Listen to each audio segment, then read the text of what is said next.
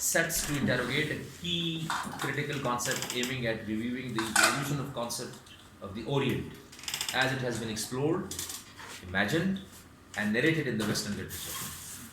यानी ओरिएंट का या मशरिक का, हम लफ्ज़ यहाँ पे मशरिक इस्तेमाल कर रहे हैं, हम यहाँ पे बिल्कुल इस्लाम की बात नहीं कर रहे हैं. उसमें अरब आता है, उसमें पर्शिया आता है, उसमें हिंदुस्तान आता है, और हिंदुस्तान से मुराद ये नहीं है कि सिर्फ इस्लाम आता है उसके अंदर, यानी हिंदुस्तान ओवरऑल जो है इसकी भी सारा ओरिएंट है. ये जो ओरिएंट का कॉन्सेप्ट है ये कैसे एक्सप्लोर हुआ और कैसे इसको इमेजिन किया गया और कैसे इसको नरेट किया गया वेस्टर्न लिटरेचर के अंदर, ये जो है ना बेसिकली ओरिएंटलिज्म का कॉन्सेप्ट यहाँ से आता है. फिर 17वीं सेंचुरी में हम ये देखते हैं कि ये नोशन जो है ये फर्दर ग्राउंड कर रहा है किस चीज़ के ऊपर.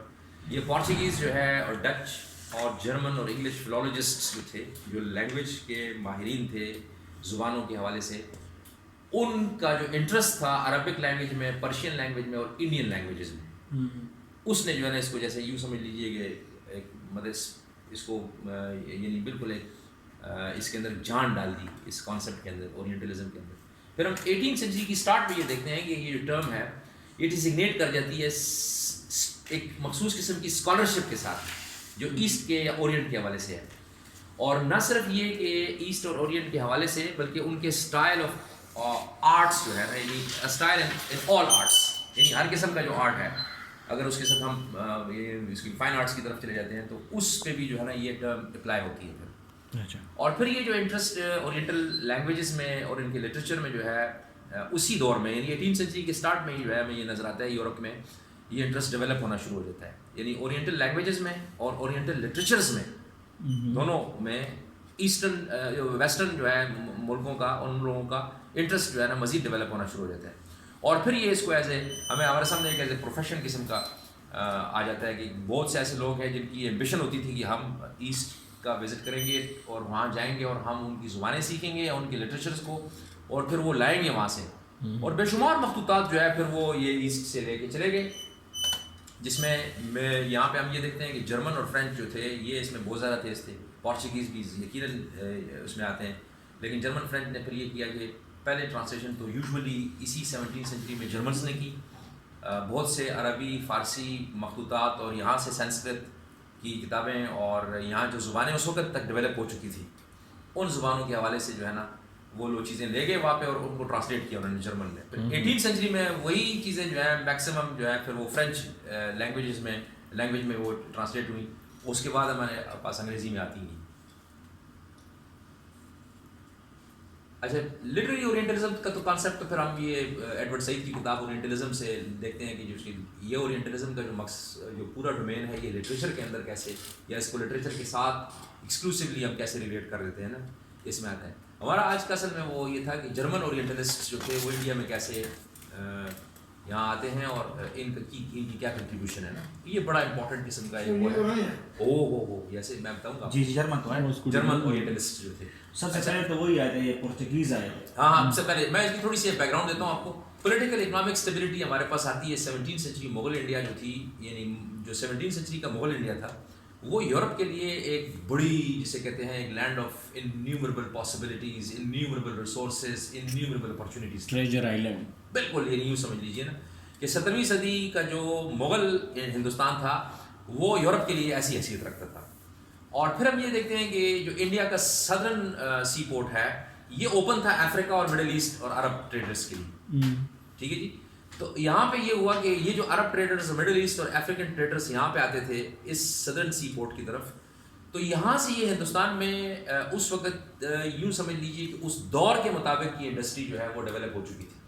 यानी किसी हद तक मुगल का, ये 17वीं सेंचुरी मुगल की हम बात करेंगे, खुशहाली और उसकी यहाँ से कपड़ा जाया करता था, यहाँ से बहुत सी ऐसी प्रोडक्ट्स, जेवरात और ऐसे जवाहरात और अजीब व गरीब किस्म की चीज़ें जो है ना, जिसको यूरोप जो है या उन मुल्कों में जिसको ऐसे सराहा जाता था और उनकी मंडियाँ लगती थी वहाँ पे आके इन चीज़ों की. ये जो सदर्न पोर्ट से ये लोग ये ताजर आते थे, तो इन ताजरों ने क्या किया, इन्होंने फिर इनके दो रास्ते होते थे. यानी एक तो इधर आते थे, इधर का सामान वहाँ ले जाते थे, और फिर ये बीच में यूरोप भी चले जाते थे. ये अरब ताजर जो थे, ये मिडिल ईस्ट ताजर जो थे. सर ये मैं थोड़ा सा मैं रवाज करूँ तो बेहतर होगा. अच्छा सर, ये इस तरह हुआ करता था, ये वास्को ड गामा से पहले की बात. हाँ, ये इस तरह हुआ करता था कि यमन जो थे, यमन ये करीब पड़ता है हिंदुस्तान के, तो वहाँ से यमनी जो ताजर थे, अरब ताजर थे, वो यमन के रास्ते से आते थे, हिंदुस्तान से माल ले जाते थे। वहाँ से माल ले जाकर वो ऊँटों पर ले जाते थे शाम से फिर वो पड़ता था यूरोप करीब, इटली वगैरह, रोम, ये करीब पड़ते थे। तो ये माल फिर उधर जाता। तो अरब के दरमियान में ये रोल था। तो इस तरह हुआ है कि 1492 या 93 के अंदर जब स्पेन उसके कब्जे में चला गया, क्रिश्चियन उसके चला गया, तो उन्होंने सबसे पहले काम ये किया कि अब मतलब अमीर वही लोग होंगे जो हिंदुस्तान से तिजारत करें। तो उस तिजारत के लिए उन्होंने क्या किया कि उन्होंने उसको अपना क्रिस्टोफर कोलंबस को निकाला, उसके लिए फंडिंग जमा की। जब निकाला गया तो वो हिंदुस्तान के ढूंढने पे निकल गया अमेरिका। उसके ठीक 1 साल बाद फिर पुर्तगाल ने भी निकाला। और कहा जाता है कि जब वास्को ड गामा को रोक किया जा रहा था तो पूरे मुल्क में जश्न का समा था, अब जो है हम अमीर हो जाएंगे। उसकी वजह ये थी कि अरब ताजर जो थे वो लाते थे अपनी चीज़ें रोम, इटली आते थे। इटली के ताजर का इस पे फिर होल्ड होता था। वो पूरे यूरोप जहाँ भी इसके कपड़ा पहुँचाते थे, इसके बहुत सारी चीज़ें पहुँचाते थे, तो वो अपनी मन मर्जी के रेट लगाते थे। तो उसको ख़त्म करने के लिए स्पेन ने सबसे पहले कदम उठाया, उसके बाद पुर्तगाल ने उठाया। तो कहा जाता है कि पुर्तगाल ने जब कदम उठाया तो वो अफ्रीका से घूमते आज का जो मडगास्कर है, यहाँ पर वो एक हिंदुस्तानी ताजर से मिले। और कहता वो इतना मास्टर था कि जिस तरह इंसान के हाथ की लकीरें होती हैं, इस तरह वो हाथ की लकीरों को इस तरह पकड़ के कहता कि ये रास्ता इस तरफ गया, ये रास्ता उस तरफ गया, बंगाल की तरफ गया।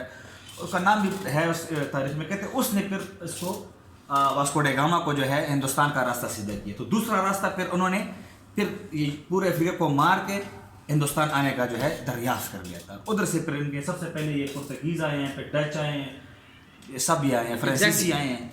अच्छा, ये जो हम ये देखते हैं कि जब सदर्न ये ओपन हुआ तो यहाँ से यूरोप में इनकी किस्से चले गई जी। और यूरोप को जब इनको पता लगा कि हाँ वो हिंदुस्तान की ऐसी चीज़ें थी, उनके अंदर इंटरेस्ट पैदा होगी। और फिर आपकी बात सही है कि जो 1494 में हम ये देखते हैं कि वास्को ड गामा आता है यहाँ पे ना। और वास्को ड गामा को जब पुर्तगाल में, तो उस वक्त जो मुस्लिम स्पेन था उसमें स्पेन और पुर्तगाल एक था। लेकिन जब फॉल ऑफ स्पेन में हम ये देखते हैं कि फिर ये दो अलग अलग वो बन गए, यानी पुर्तगाल की एक अलग एंटिटी और स्पेन की अलग एंटिटी।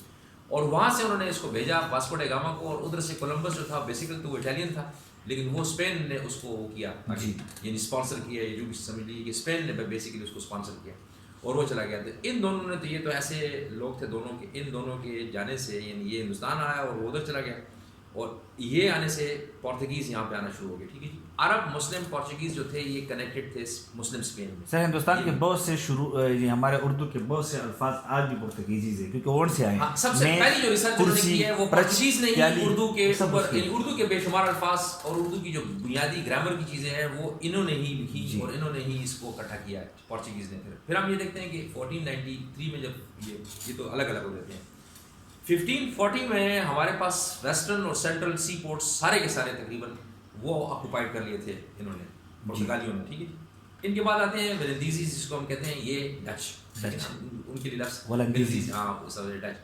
और फिर जर्मन और फ्रेंच, यानी ये वेलेंदीजी और ये डच और जर्मन तकरीबन मिक्स थे, क्योंकि बेसिकली कुछ डच होते थे वो बाइलिंगुअल थे।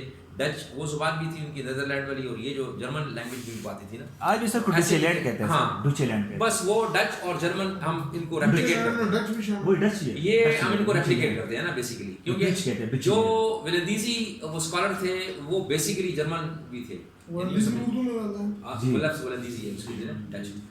तो पोर्चुगीज के बाद वेलेंदीजी आए ना। ठीक है। दूसरा जो उनका वो था पोर्चुगीज, उस वक्त हमें ये लगता है कि जैसे बहुत ज़्यादा फॉरसाइटेड थे तमाम बाकी यूरोपीय अक़वाम के मुकाबले में। अच्छा, ओरिएंटलिज्म फिर फ्लश करती है 16, 17, 18 इन तीनों सेंचुरीज में जो है ना ये आगे बढ़ रही है। फिर हम ये कहते हैं कि तकरीबन हर आइकॉनिक यूरोपियन फिलोसोफर जो था या राइटर जो था उसका डेवलप हो गया इंटरेस्ट ओरिएंट के अंदर। ये क्या चीज़ है मशरिक, ठीक है। इसको हम यूँ समझ लें कि अगर हम अब देखते हैं तो हमारे यहाँ अब भी जो बंदा पढ़ा लिखा है तो वो ज़्यादा वेस्ट की तरफ देखता है कि उसमें क्या है, वेस्टर्न स्कॉलर्स क्या कह रहे हैं, वेस्टर्न, या हमारे पिछले सदी में जो गुजरे लोग, तो उन्होंने जिन लोगों ने भी, जिन राइटर्स ने भी, हमारे राइटर ने वेस्टर्न ऑथर्स को पढ़ा वो बड़े राइटर थे। तो इस एग्जैक्टली उनके लिए ये ईस्ट जो था ये उस अंदाज से एक अट्रैक्शन थी इसमें। 17वीं सेंचुरी में ये हुआ कि जर्मन ने ट्रांसलेशन की बेशुमार किस्म की अरबिक पर्शियन किताबों की, और 18 में उन्हीं को फर्दर आगे फ्रेंच में ट्रांसलेट कर दिया, यानी फ्रांसीसियों ने फिर उसी को आगे फ्रेंच में कर दिया। तो 18वीं सेंचुरी में ये जो विलियम जोन्स की कंट्रीब्यूशन है उसकी, ये जो उसने रिलेशनशिप इस्टेब्लिश की लैटिन और संस्कृत का, ٹھیک ہے. اور اس کے بعد اویستا اور یہ جو لنگوسٹکس کی جو بنیاد پڑتی ہے یہ ریلیٹیو یہ جو جسے کہتے ہیں کمپیریٹیو لنگوسٹکس کے اندر کام ہونا شروع ہو جاتا ہے. یہ ایک مزید جسے کہتے ہیں کہ وہ دیتا ہے بڑھاوا دیتا ہے اس کو اس کانسیپٹ آف اورینٹلزم کو. اس کے بعد ہم اگلے اس میں جائیں گے کہ یہ جو اورینٹلسٹ جرمن اورینٹلسٹ تھے ہندوستان میں آتے ہیں تو ان کی کیا کنٹریبیوشن ہے.